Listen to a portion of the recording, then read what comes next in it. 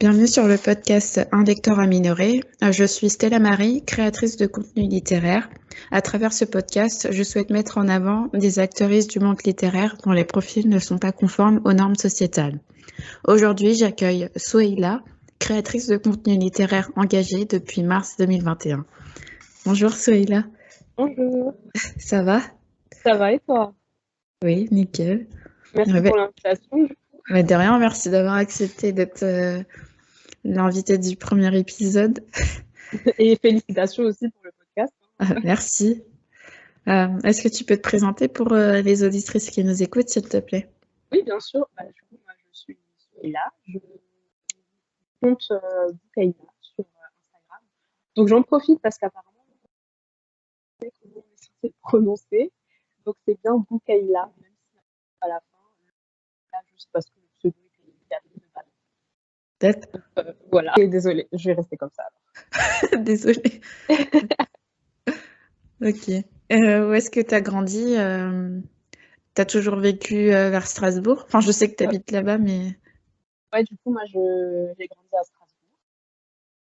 Là-bas, j'y suis encore. Ok. Tu comptes y rester?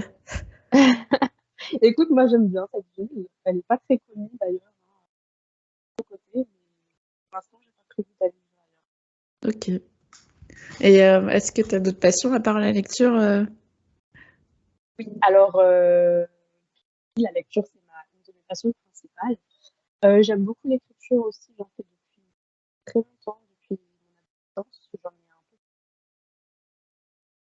Je t'entends pas. Ah, purée. Du coup, je sais plus ce que je disais. Tu disais que tu écrivais? Oui, voilà, une de mes passions aussi, c'est l'écriture. J'en fais depuis très longtemps, depuis mon adolescence. Et j'en parle de temps en temps sur Instagram, même si c'est pas non plus le sujet principal de mon compte.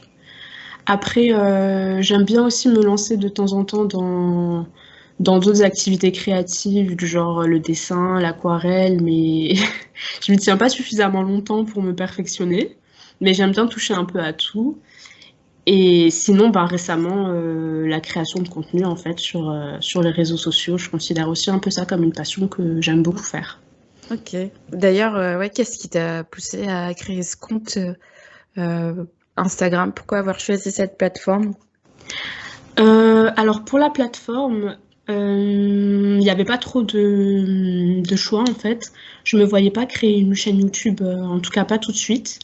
Et Instagram, je trouvais que c'était le moyen le plus simple pour partager ce que j'avais envie de partager, sans pour autant trop me montrer au début. Et l'idée, en fait, de créer ma page, c'est marrant parce qu'en fait, c'est venu de... J'ai déjà raconté cette histoire en story sur Instagram. C'est Ness, de Ness and Books. En fait, je l'ai rencontrée sur un serveur d'une booktubeuse assez connue. Et il y avait eu un petit débat un peu borderline raciste, tu vois. D'accord. Et en fait, au début, je connaissais pas du tout Ness. Et moi, bon, bah, j'avais un peu réagi à ce débat. Et elle était venue me voir en privé et on avait discuté à partir de là. Et en fait, elle était déjà sur Bookstagram. Et elle m'a un peu poussée à créer aussi ma page parce qu'elle avait plutôt bien aimé ce que je disais. Et elle trouvait qu'il y avait de quoi faire du contenu. Et aussi parce que j'étais un peu... c'est quelque chose dont je pensais déjà beaucoup. Parce que j'étais un peu frustrée de ne pas voir en fait ce que j'avais envie de voir en priorité quand je cherchais du contenu par rapport à la littérature. Et voilà, donc j'ai décidé de faire mon contenu. D'accord.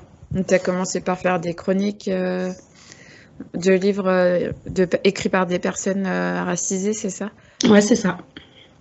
Ok. Et du coup, comment t'orienter tes choix de lecture Est-ce que c'était des livres pour lesquels tu te sentais concernée ou... Mes choix de lecture, en fait, ils sont assez variés quand même.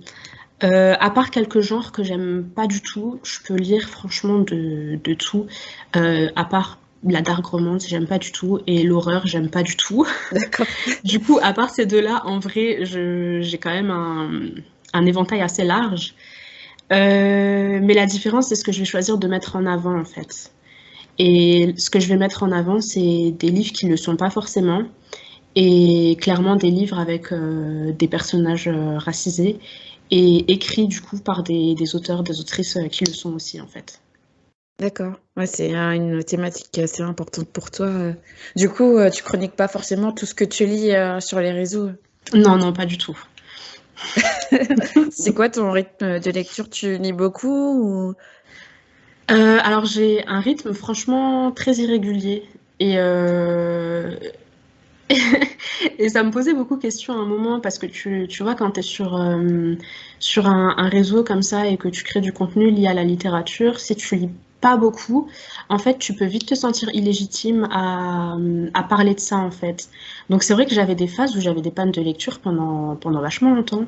Mm. Et je me posais la question de, ben, est-ce que c'est légitime ce que je fais? Est-ce que je peux parler de ça alors qu'en fait, ça fait 3 mois que j'ai rien lu?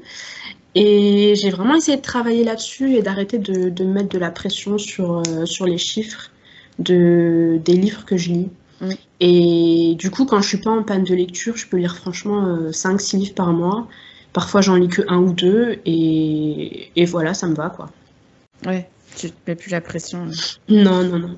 Et puis aussi, ça dépend aussi de notre contexte de vie. On n'a pas forcément Ouais, l'occasion de lire ouais, c'est 20 ça. livres par mois. C'est ça, il y a forcément des moments où tu auras plus de temps que d'autres, ou alors plus d'énergie que d'autres moments et tout. Et d'ailleurs, s'il y en a qui écoutent et qui se sentent aussi un peu mal par rapport à ça, par rapport à leur rythme de lecture, franchement, il y a pas de raison, hein. Même si vous lisez un livre par an, vous êtes des lecteurs quand même au final, hein. Ouais, c'est ça. Tu as aussi une autre catégorie de posts que j'aimerais bien approfondir. C'est tes posts un peu explicatifs où tu dénonces Enfin, tu as commencé par dénoncer certains auteurs problématiques. Tu expliques aussi le vocabulaire un peu lié à la communauté littéraire. Et, comment dire, tu expliques aussi de façon pédagogue ce que c'est qu'être une alliée sur Instagram envers les personnes racisées ou minorisées. Ouais. Du coup, est-ce que ces posts découlent de tous les dysfonctionnements que tu as pu percevoir dans la communauté littéraire, ou est-ce que on te l'a demandé Alors, on m'a jamais demandé directement de faire un post sur tel ou tel sujet. Mais par exemple, celui avec les termes qu'on utilise sur Bookstagram, je l'ai fait parce qu'en fait, beaucoup de mon entourage qui a rien à voir avec la littérature et le contenu lié à la littérature, comprenait pas en fait de quoi je parlais. À chaque fois, je parlais d'un truc et ils répondaient à mes stories et me demandaient qu'est-ce que ça veut dire et tout. Donc à partir de là, je me suis dit, vas-y, je vais faire un post et je vais expliquer un peu les termes qu'on utilise souvent. Et après, pour tous les autres posts sur les auteurs, autrices problématiques, entre guillemets, Ouais. et pour le fait d'être un bon allié antiraciste sur Bookstagram, ça vient plus en fait de frustration de ma part quand je vois des choses passer. Et j'avais tendance à répondre et à donner mon avis directement sur les choses que je voyais passer. Et en fait, ouais, voilà, et je me suis rendu compte que c'était pas la solution parce qu'il y a pas de débat à avoir. En fait, les gens, ils ont leur position et t'as beau venir avec tous les arguments que tu veux, ben non, ils restent dans leur truc, tu vois. Donc à partir de là, je me suis dit, bon, bah, je vais pas me frustrer plus que ça par rapport au contenu que eux créent, je vais créer mon propre contenu.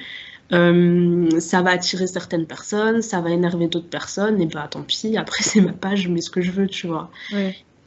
Tu t'es sentie plus libre de passer ça sur ton contenu. Ouais, c'est ça. Et quels ont été les retours du coup par rapport à ces posts? Alors, il y a eu de très bons retours, hein, des personnes qui m'ont remercié parce qu'elles se rendaient pas forcément compte des problèmes qu'il y avait par rapport à certains auteurs. Après, il y a aussi eu des retours très virulents. Moi, j'en suis à un stade où vraiment les gens, je les bloque à l'appel parce que je reçois des MP, mais vraiment lunaires, donc je Ouais, bloque. il y a un peu de tout, j'ai l'impression, dans la communauté. Ouais, c'est ça, c'est ça. Et comment tu te sens, toi, au sein de cette communauté? C'est vrai que j'ai tendance à avoir un avis quand même très critique sur la communauté littéraire d'Instagram et des réseaux même en général. Et parce que je trouve qu'il y a vraiment des mauvaises personnes, tu vois, clairement, faut le dire. Mais après, faut pas non plus se focaliser sur ça, tu vois. Je sais qu'à partir du moment où moi j'ai trouvé un certain cercle de personnes qui partagent les mêmes avis que moi et avec qui je peux discuter sans avoir peur de me faire juger ou quoi, Mm. ben en fait on se rend compte qu'il y a aussi un côté extrêmément bienveillant, Bien. tu vois, et sans pour autant ne plus être critique. Donc il y a des personnes qui sont critiques et bienveillantes, c'est pas l'un n'élimine pas l'autre, tu vois.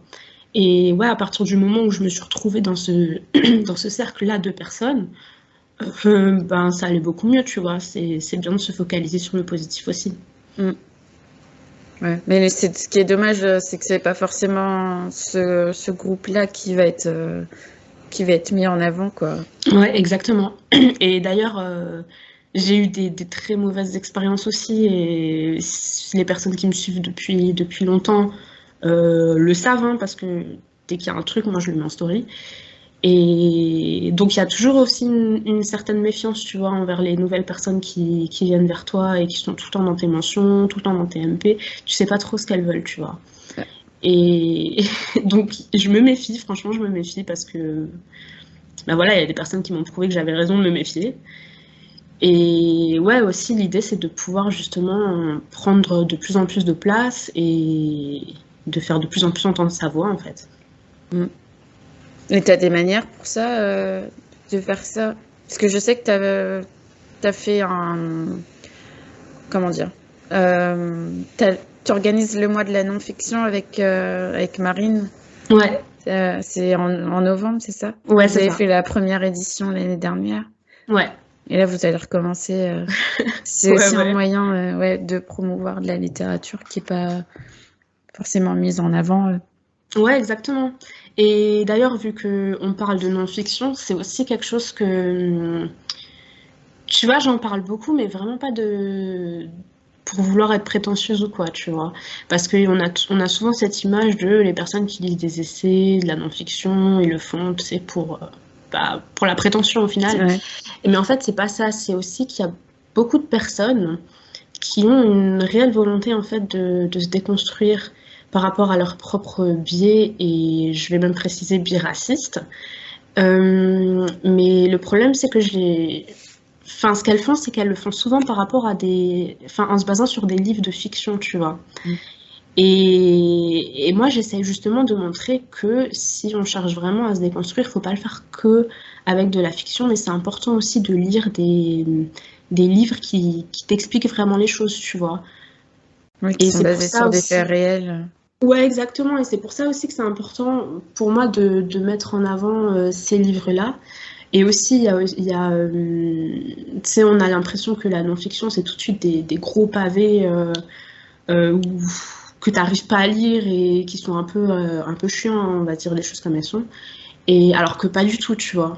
Enfin, dernièrement, tous les livres de non-fiction en fait, que j'ai mis en avant, c'est des livres qui se lisent super bien, avec un ton vraiment bienveillant, tu vois. T'as l'impression d'être accompagné en fait dans ta démarche de lecture. Et c'est ça aussi que j'ai envie de montrer que bah voilà, il y a les a priori qu'on a sur ce genre, en fait, bah, c'est bien des a priori parce qu'on peut trouver des choses vraiment intéressantes au final. Ouais, accessible. Exactement. Et est-ce que tu as d'autres, comment dire, t'as d'autres canaux ou moyens de déconstruire les gens au sein de la communauté. Enfin, je pense pas que ce soit à toi de le faire, mais je veux dire, permettre aux gens de montrer que c'est possible de se déconstruire. Oui, mais en fait, il y a beaucoup de gens qui font un travail vraiment extraordinaire sur les réseaux sociaux par rapport à ça. Et il y a plein de pages Instagram qui t'aident aussi et qui t'accompagnent là-dedans. Et j'essaye aussi de souvent les mettre en avant. Là, du coup, je pensais pas qu'on allait parler de ça, donc Ouais, désolée, j'ai pas. c'est pas Non, non, grave. c'est pas grave. Mais tu vois, j'aurais pu anticiper une liste, donc je vais te dire ce que j'ai en tête, mais c'est clairement pas exhaustif. Mais par exemple, il y a Semblant de rien. Ah J'aime oui, beaucoup ouais. son contenu. Il y a Décolonisons-nous aussi que j'aime beaucoup. Et bah voilà, j'en ai que deux qui me viennent. Mais c'est un bon début et de toute façon, j'en partage souvent. Donc, Ouais, ouais. Moi, je pense que les gens, s'ils passent par ta page, ils se rendront compte. ouais. Et du coup, on parlait un peu des aspects ouais, positifs ou négatifs de la communauté littéraire. Est-ce que tu penses qu'il y aura une amélioration et est-ce que par quels moyens, en fait, cette amélioration, elle est possible? Alors, est-ce qu'il y aura une amélioration? J'espère que oui. Et de toute façon, tu sais, il y a tout le temps. Il y a tout le temps des pistes d'amélioration, tu vois. Je pense pas qu'on puisse arriver à un stade où on se dit, ok, là maintenant tout est parfait, c'est bon, tu vois, on n'a plus besoin de Mm. militer. Je pense pas que ça arrivera un jour. Et après, c'est compliqué, tu vois, parce que on a beau faire du contenu engagé et militant autant qu'on veut. Malheureusement, c'est les personnes au pouvoir, entre guillemets, qui, qui peuvent aussi, enfin, qui peuvent surtout faire en sorte que ça s'améliore, tu Ouais, vois. c'est ça. Et s'il n'y a pas de réaction, ben, on est là, on fait notre contenu, on espère toucher le plus de personnes, mais après, tu vois, ça reste un problème sociétal au final, hein. Ouais, ça vient des plus grosses instances, entre guillemets, Ouais, c'est et ça. même des plus gros créateurs, si on n'est pas repartagé ou quoi. C'est ça parce qu'il faut aussi se dire que les plus grosses créatrices, en fait, je dis créatrices parce que ben, du coup, La plupart des gens, ouais. c'est surtout des femmes. Est-ce qu'elles ont aussi intérêt, en fait, à renoncer un peu de leur Leurs visibilité privilèges. Ouais. pour que nous, on puisse aussi exister dans cette sphère, tu vois. Et pour certaines, je pense sincèrement que la réponse est non, tu vois. Et Ouais, c'est un peu de l'égoïsme. c'est ça. Enfin, et en gros, elles profitent un peu de leur position et de leurs privilèges Exactement. pour exister, ouais. Exactement, et en plus, enfin, si on regarde, elles ont aussi plus ou moins adopté le vocabulaire, tu sais, diversité et compagnie. Donc on a aussi cette impression qu'au final, c'est bon, elles ont rien à se reprocher, c'est des alliés et compagnie parce qu'elles ont dit le mot diversité 2 fois dans un post. C'est ça. Alors qu'en fait, bah non, tu vois. Et surtout, elles précisent pas forcément enfin, Ouais, quelle mais est-ce qu'elles le spécificité. comprennent aussi, tu vois? Je pense pas. Et du coup, oui, l'idée, c'est effectivement de dénoncer, mais aussi de donner en fait les clés aux personnes de se rendre compte de ce genre de choses par elles-mêmes, tu vois. Parce qu'à un moment donné, on peut pas non plus être tout le temps là à dénoncer, dénoncer, dénoncer. Ce serait bien que les gens percutent Mm. sans qu'on ait à le C'est ça. faire. Et ça aussi, c'est important, tu vois. Mm. Ouais, j'espère que ça va changer, mais bon. Est-ce Ouais, que ça va changer à notre échelle de vie? Je sais pas. bah ouais, je sais pas. Ouais, t'as fait. En fait, là, je reprends un peu le type de contenu que tu fais sur ta page. Mm. Euh, T'as fait un live discussion aussi avec Ouais, des autrices auto-édité, ouais. auto-éditées. Donc, il y avait Faiza Kali et Miana Bayani. Ouais, il y avait Hayat Haifi aussi. D'accord. Ouais, comment t'es venue cette idée de live?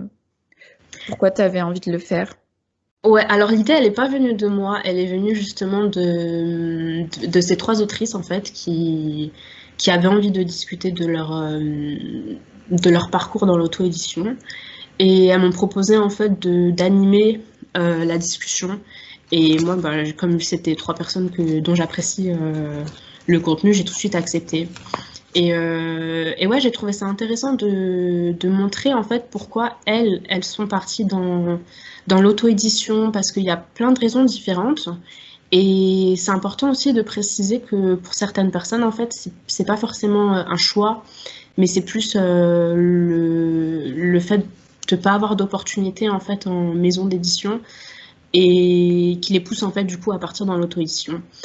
Et d'ailleurs, c'est pas une coïncidence s'il y a disons une surreprésentation en fait des autrices racisées, des autrices noires, des autrices musulmanes aussi en auto-édition parce que c'est pas des récits en fait qui sont mis en avant par l'édition classique. D'accord. Et quand on regarde l'édition classique, au final, on a l'impression qu'elles n'existent pas du tout en fait. C'est ça, ouais. C'est vrai que ouais, quand moi je prépare la sélection pour chaque mois, je vois très très peu d'autrices noires ou d'autrices Swana, enfin Southwest, Asian et Afrique du Nord. Du coup, ouais, ça montre bien qu'il y a bien des biais racistes au sein C'est ça. des éditions françaises. Mais oui, et pourtant les histoires sur le racisme ou les histoires avec des personnages racisés, il y en a, tu vois. Ça vend même, ça vend. Et c'est juste qu'en fait, on a l'impression mais en même temps, c'est une vérité, j'ai envie de dire, que on préfère quand c'est raconté par des auteurs, des autrices blanches, et pas par des personnes en fait qui ont ce vécu et qui pourraient en parler de façon plus authentique. Et ça aussi, c'est un gros problème en fait. Ouais, c'est ça. C'est soit c'est écrit par des personnes concernées, soit c'est une traduction et il n'y a pas le travail comment dire, un travail avec une autrice racisée, quoi. Il y a juste c'est pas, mais il y a juste la traduction, ouais, à faire et. Ouais, c'est ça. Et même la question des traductions, moi, elle me questionne beaucoup parce que, tu sais, si on raconte le racisme à un public jeune, parce que là, je me focalise surtout sur la littérature jeunesse et pas, mais pas la littérature de l'imaginaire, vraiment le contemporain jeunesse, tu vois.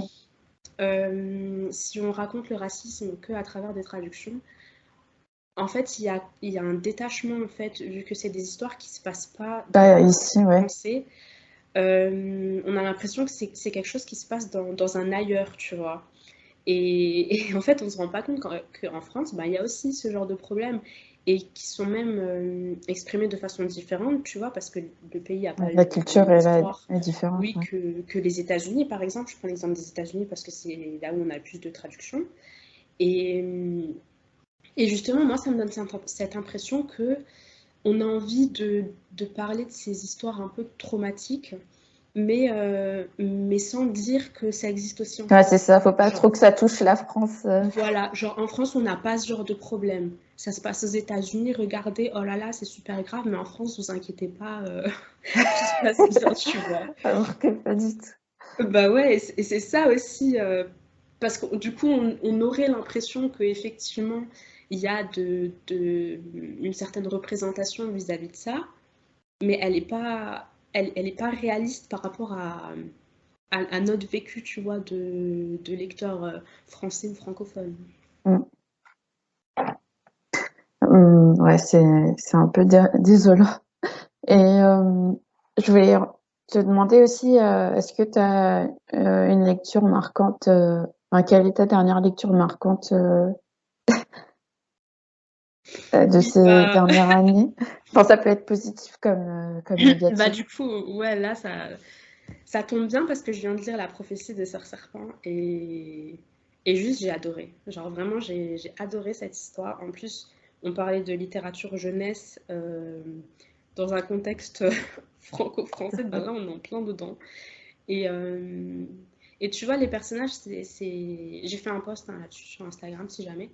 Ça se passe en Martinique. Moi, je ne suis pas du tout martiniquaise, mais j'ai quand même réussi à me sentir représentée dans cette histoire parce que ça parle de racisme, ça parle de colonisation, tu vois.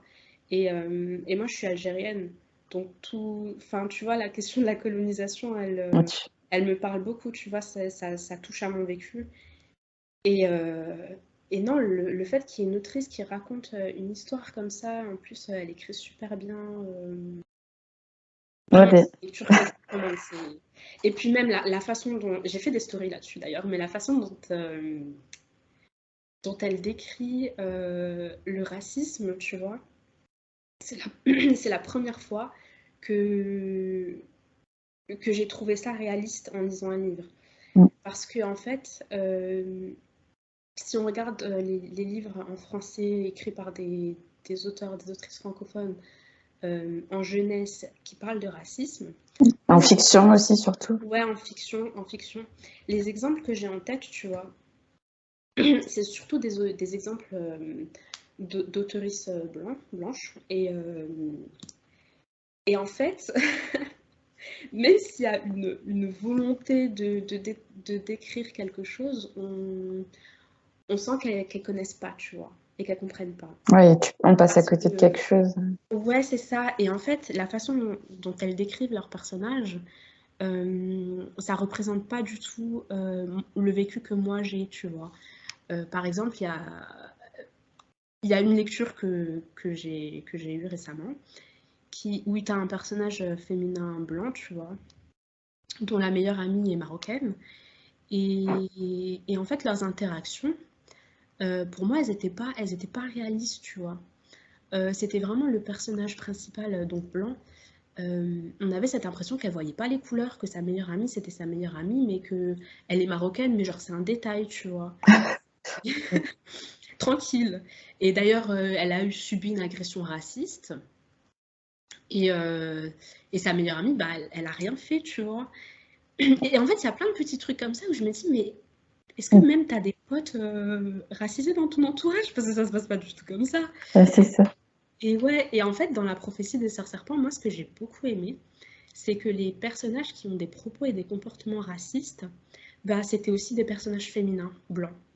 Et c'est important aussi de le montrer parce qu'en fait, ça représente totalement la réalité, tu vois.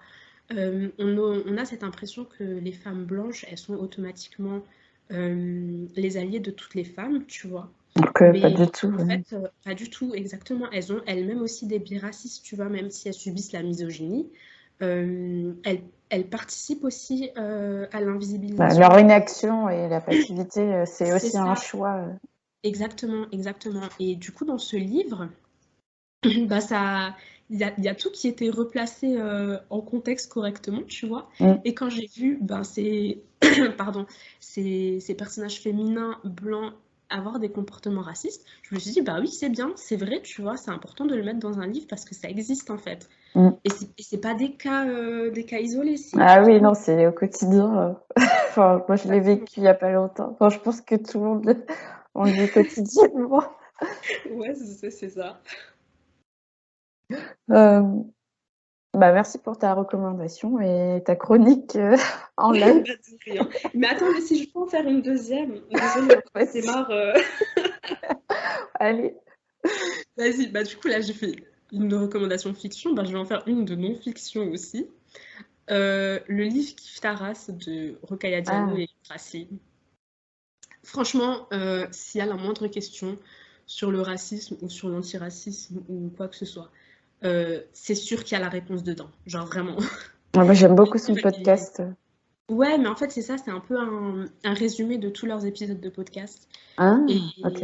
Et c'est hyper complet et hyper bien expliqué. Et franchement, si on veut se lancer dans une démarche de déconstruction de ces biais racistes, c'est vraiment un très très bon outil. Donc, je recommande.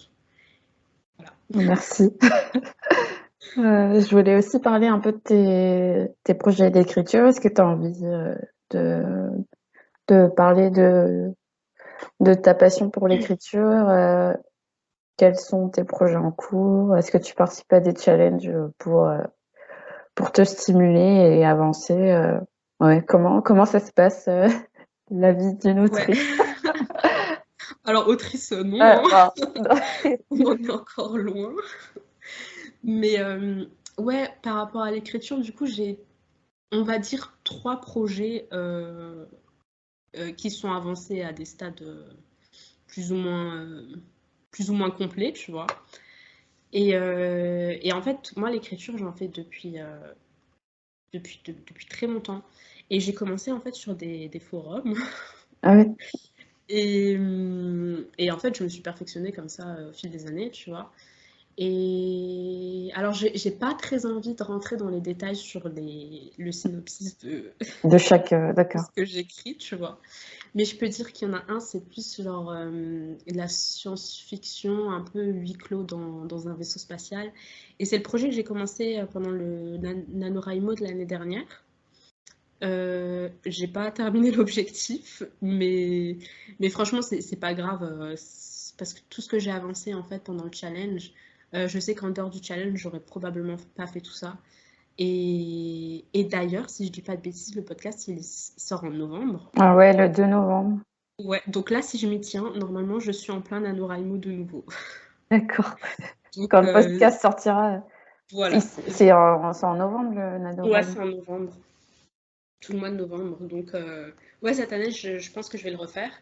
Mais peut-être sur un autre projet, parce que j'ai aussi 2 autres projets. Donc il y en a un autre, c'est un peu une sorte d'anthologie familiale, tu vois, Mmh. avec des personnages nord-africains et musulmans, tu vois. Et ça, j'ai bien envie de l'avancer. Et un autre, c'est de la fantasy, mais je suis encore au stade vraiment de planification, tu vois. D'accord. Ah bah, j'ai hâte, tu le faire, tu être publié ou le faire en auto-édition du coup? Non, moi, je préférerais passer par le parcours classique parce que je pense pas avoir. Je pense pas arriver à éditer un livre, en fait. C'est donc qu'est-ce que tu appelles parcours classique du coup? C'est l'auto-édition? Non, c'est du coup une maison d'édition, Ah pardon. oui, d'accord.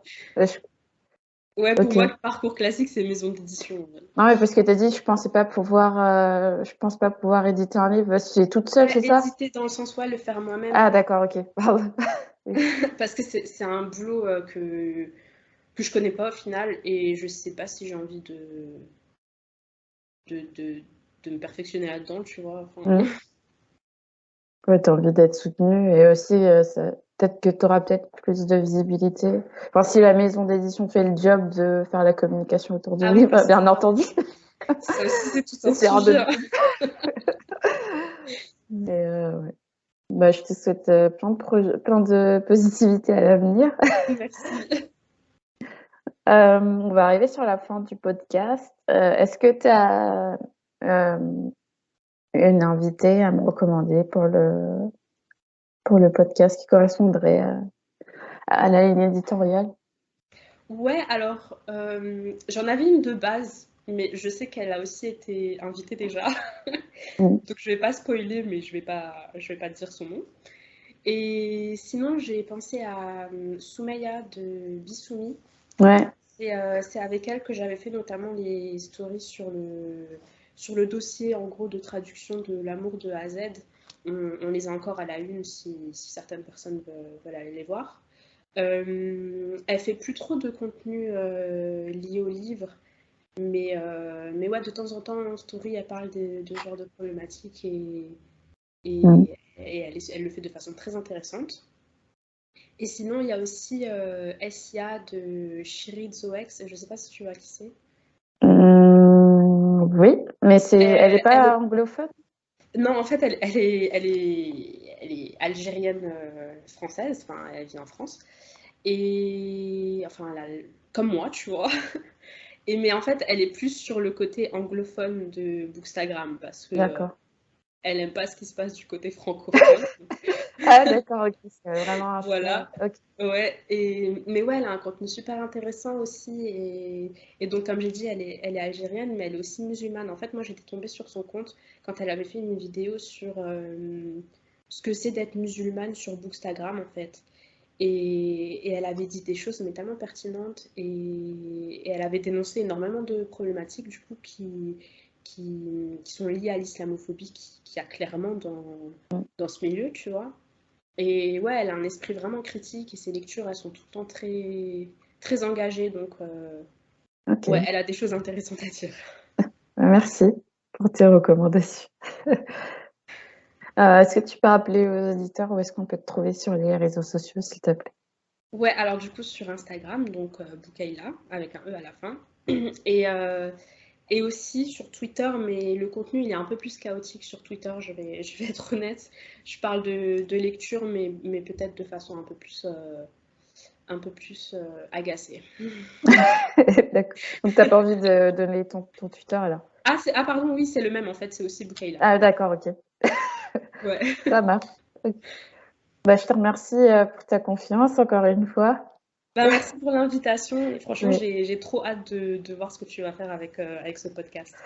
Bah, moi aussi, j'ai hâte que vous voyez les épisodes là, j'en peux plus. Bah, merci aux auditeurs et auditrices d'avoir écouté ce podcast d'un lecteur aminoré.